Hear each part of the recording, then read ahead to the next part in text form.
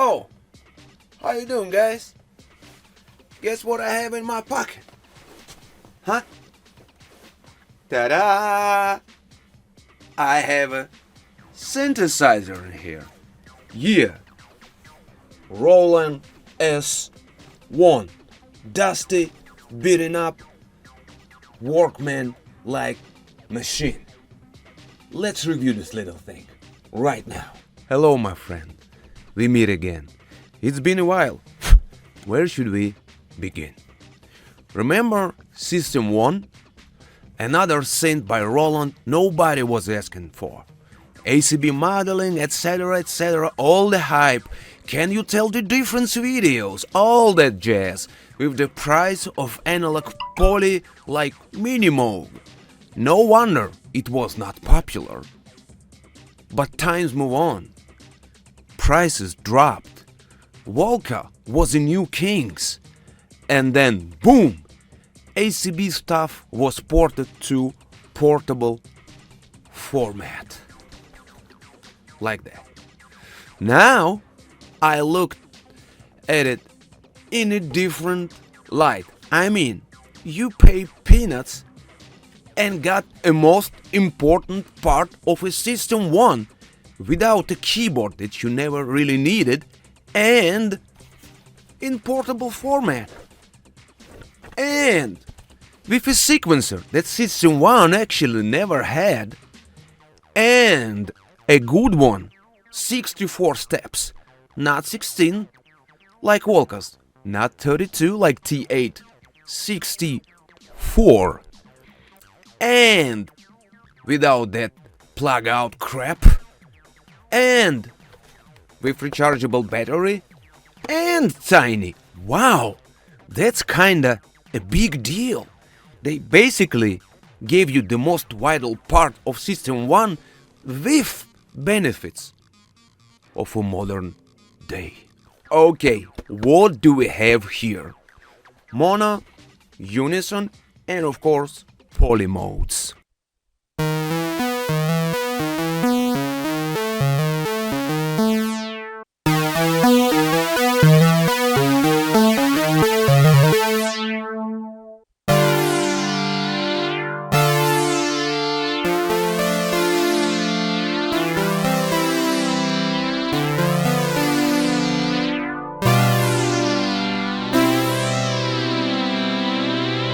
Lot of presets, some of them custom, some stock.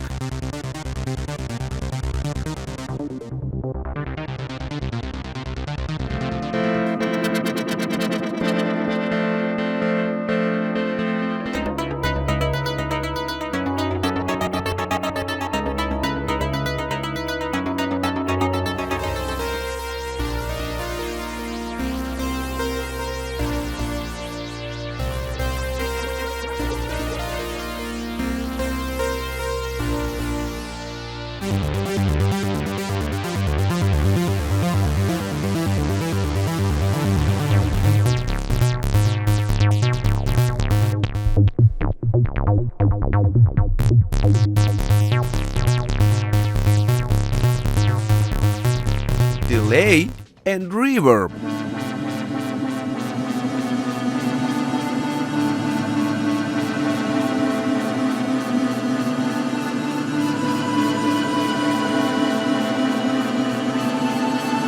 LFOs, 2 of them.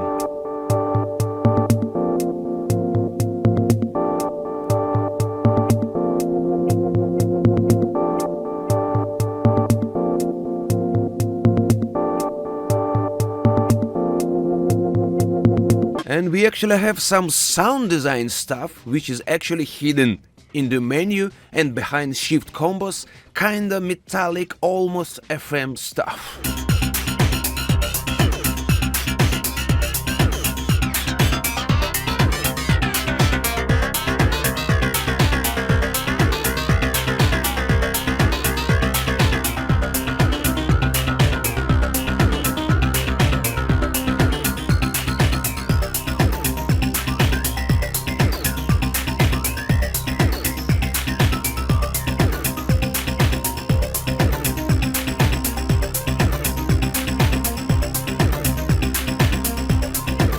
there's a chords also.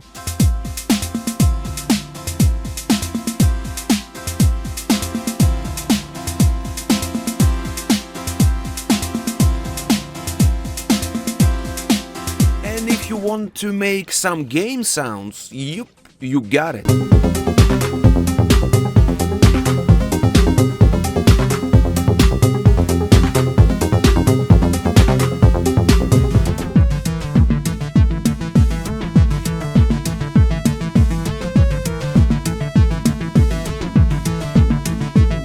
Acid?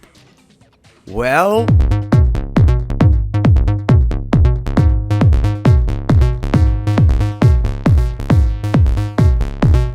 sequencer is great and very easy to use. You can add notes right on top of other notes, record automations and so on.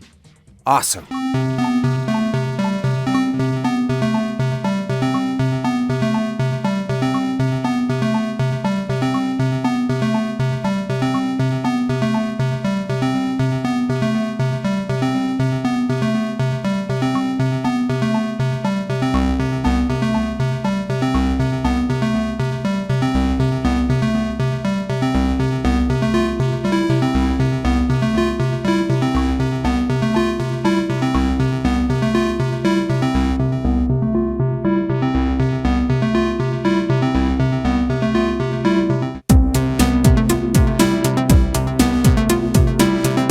Different sound settings saved into a preset, not globally. It's really cool. In T8 it was a problem. It's still my biggest pet peeve of that model. Now to the dark side of the moon. Aside from Predator language that we covered in T8 video, the controls is kinda, well, complicated. Sequencer is cool, but in step mode, it's not moving to the next step when you have entered the note, as on my Roland GDXI or in Chord Minilogue. You have to rotate the encoder to move to the next note or step. Really annoying. Press, rotate, press, rotate, press, rotate. It's really pain in the neck. And there's a lot of little things that should be easy, but they are not. To insert a tie, you have to press record, hold down the step, then hit demotion. I mean, what? Rotate the encoder while keeping holding the step until it's all done. Jesus. Also, in different modes, you have to hit different buttons to do the same thing. And only if you did not enter any note before that. Dear God, why? And don't get me started on the duplicate option. It's called duple in here. This option, they freaking forgot to include in the manual. Also, it's still a Tekken combo that you have to memorize. I won't tell you how to get it. Look for it online and be in awe for yourselves. Is the guy who made 303 actually still working there? Also, all the actual important sound control options is hidden deep into the menus, and random nonsense like shuffle, filter keyboard and idiotic demotion is on the face panel.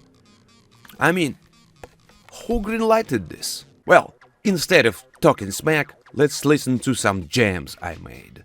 First with his little brother T8.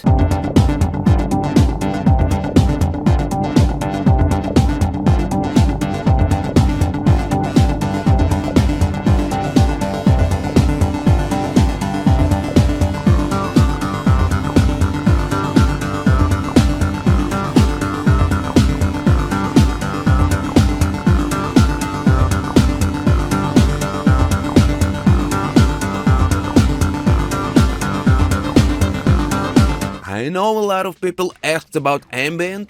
Well, here we go.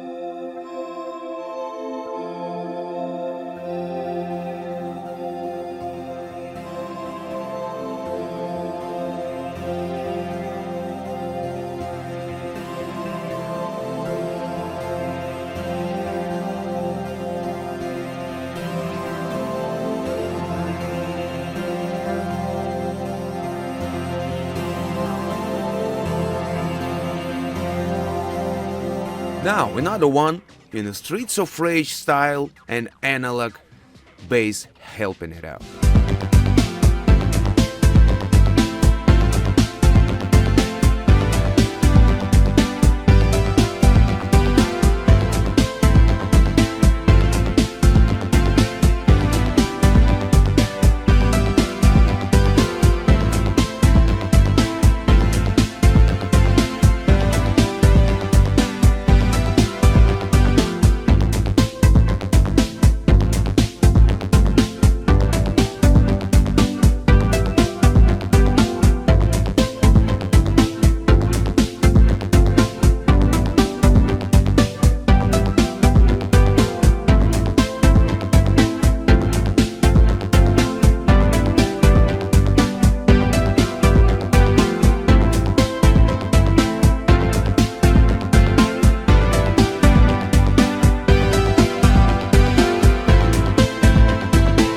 Good, but how does it sit in the mix?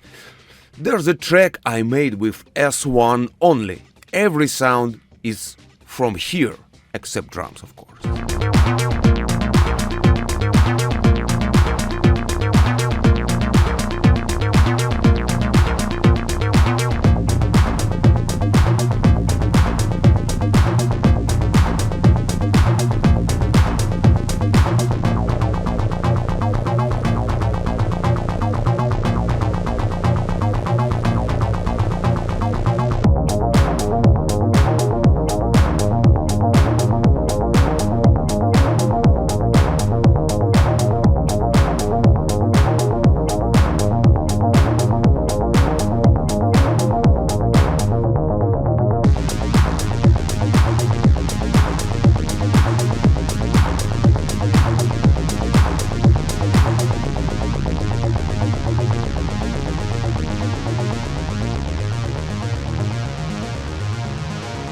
Okay, the verdict. Well, what can be said in the end? The same old. The sound is cool. Sequencer is awesome. And as I said, ACB polyphony in portable box is very cool. I like it. Not my thing exactly, and there's a lot of flaws.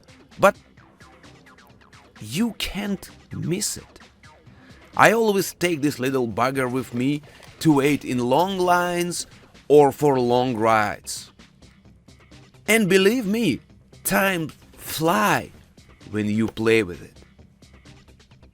My hope is that Roland would release many other Volca-style things like that. I mean, why let Behringer steal all the spotlight? I would love to see a tiny rompler like that, you know, with strings and cheesy pianos. But my guess is Roland is done with small models, and it's a shame actually. It seems to be a trend. Companies release compact stuff as a limited releases and then drops it like it hot. It's not cool. But as Florian says, God, I love Uli, and my guess is if we going to see another tiny Roland sound in the box, this box will be made by Swiss Superman. See you next time.